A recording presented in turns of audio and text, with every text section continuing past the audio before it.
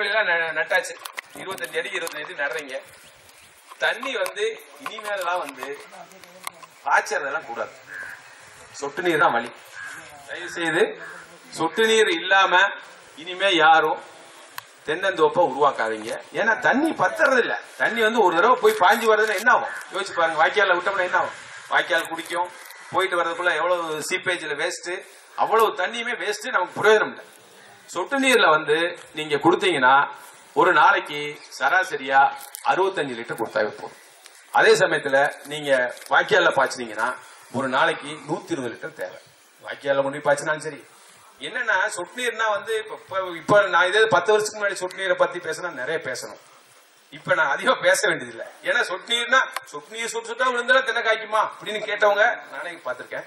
5 வருஷத்துக்கு முன்னாடி இருந்த நிலைமை வேற, இன்னைக்கு அப்படியெல்லாம் கேட்கறதுக்கு ஆள் இல்ல. அதை நான் ஒன்னும் சுருக்கமா சொல்லிடுறேன். தென்னைக்கு ஒரு நாளைக்கு தேவையான தண்ணிய நீங்க வாய்க்கால கொண்டு போய் கொடுத்தாலும் சரி, இல்ல ஒரு மடை பைப்பை போட்டு அங்க விட்டாலும் சரி, இல்ல ஒரு குடத்துல கொண்டு போய் நான் டெய்லி ஊத்துறேங்க, ஊத்துங்க. அதுக்கு தேவையான தண்ணி மரத்துக்கு டெய்லி சூரிய வெளிச்சம் இருந்துச்சுன்னா ஆவியாக கொடுக்கற தண்ணியை கொடுக்கணும். எப்படி வேணா கொடுங்க.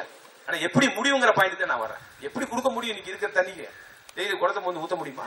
இல்ல வாய்க்கால விட்டு தான் பாய்ச்ச முடியுமா? இல்ல பைப்பை தான் போட்டு மழை பைப்பு தான் திறந்து விட முடியுமா? முடியாத. தண்ணி இல்லையே. சொட்டு நீர்ல கொடுங்க. நான் சொன்ன பாயிண்ட், அதுக்கு தேவையான தண்ணி ஒரு நாளைக்கு எவ்வளவு?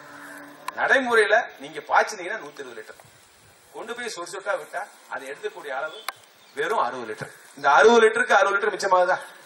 இப்படி இருக்கும்போது நம்ம போய் தண்ணி திறந்து விட வேண்டியதில்லை, பார்க்க வேண்டியதில்லை. சரிசமமா எல்லா மரத்துக்கும் போகுது.